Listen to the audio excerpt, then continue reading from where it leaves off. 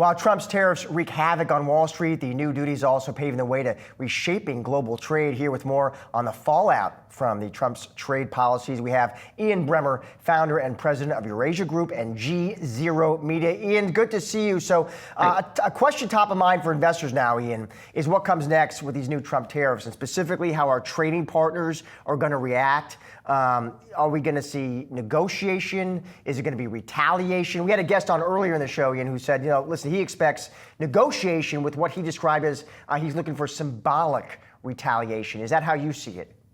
Depends on the country.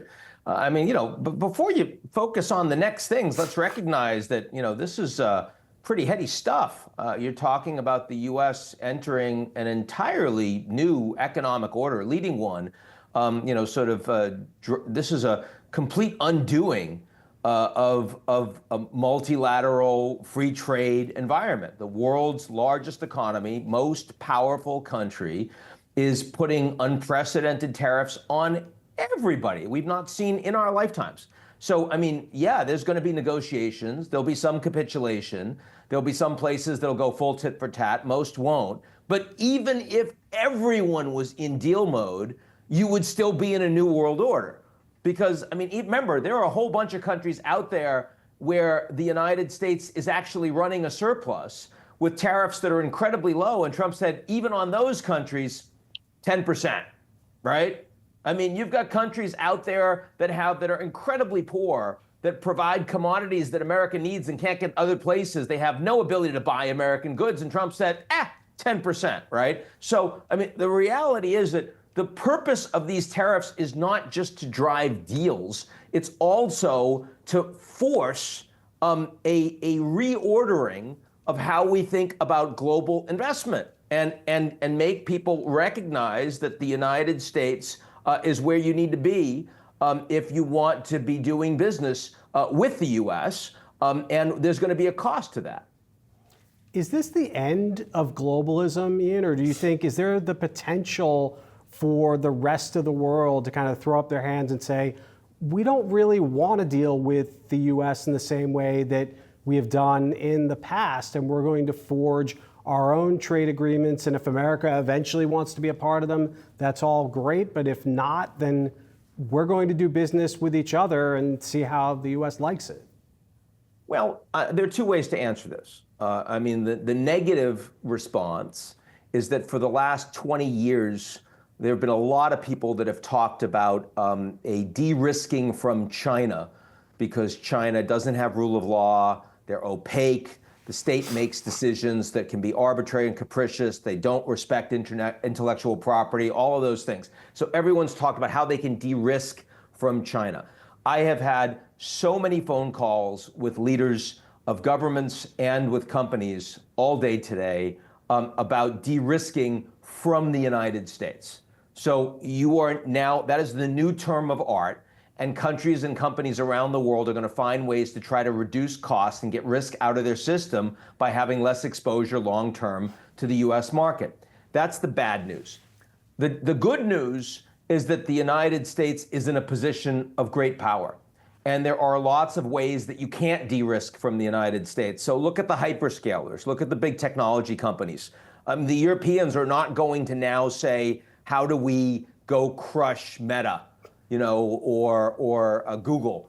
And why not? Because they can't replace it with anything. There's no substitution effect. The Japanese can't say, oh, let's go do a deal with China and coordinate with the Chinese against the Americans, because the Japanese can't leave the American security umbrella. So there are a lot of places where you just need to keep working with the U.S. no matter what. And of course, the size of the American market is important. It's not as big as the European collective common market, but it's still pretty damn big. And so ultimately, there are a lot of countries that are going to try to find ways to get along with this new environment, however arbitrarily and unilaterally driven by President Trump. Ian, what about China specifically? Because I saw headlines today, they're already talking countermeasures if the U.S. doesn't cancel these tariffs. What could countermeasures actually look like? What do you actually expect to see from Beijing? Well, I'll tell you what I don't expect to see. I don't expect a TikTok deal to get approved by the Chinese anytime soon, because why would they be making a give to the U.S. when Trump is throwing a three handle on top of these new tariffs?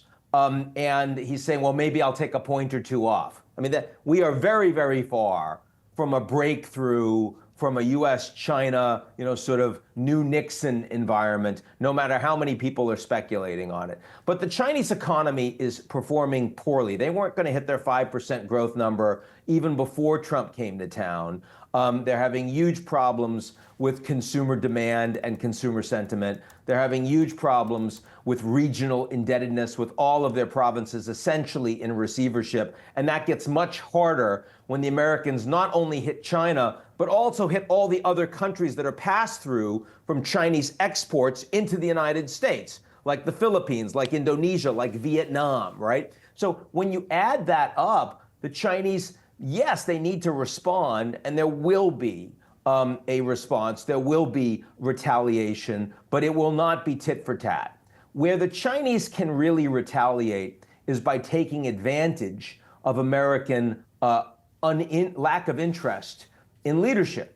The fact that the Americans want to be unilateralists, the Chinese will be like, great, you want to pull out of the Paris Climate Accord? We'll be the drivers of post-carbon energy transition. We'll be the most important country at the COP summits going forward. U.S. wants to leave the World Health Organization? Great, we'll be the most important country in the World Health Organization. We'll call the shots there. If the U.S. wants to stop paying dues for the UN, great. We'll be the most powerful country with influence over the United Nations. U.S. wants to stop spending on USAID, great. We'll be the most important across the world in the global south. Myanmar has an earthquake. Remember when Indonesia had the tsunami? The Chinese failed. The Americans had boots on the ground. Myanmar has a massive earthquake and thousands die. The Americans do nothing, and the Chinese are on the ground. So reputational power, soft power, diplomatic influence with countries around the world, the Chinese see themselves as long-term beneficiaries of what the Americans are doing right now, and that is an opportunity for them. Long-term Treasury yields have been coming down, and I'm sure the President and Treasury Secretary are happy with that. Any thoughts at all about whether China, which has a pretty significant stake, holdings in Treasuries, would they risk hurting themselves to unwind in a dramatic fashion some of those Treasuries to try and maybe push bond yields back up as a sort of retaliatory move? Your question was in a dramatic fashion, and the answer is no. The Chinese are thinking long term. Their responses are going to be incremental. They don't want a crisis. They want to see how this shakes out for their own economy and as well as for their relations around the world, and they want to move carefully. The term for it in China has always been, when you're walking along a river, when you're crossing a river, cross slowly and feel the stones with your feet because you just don't know where you are. That's what they're going to do here. Ian, always appreciate your time and analysis, sir. Thanks for joining us. My pleasure.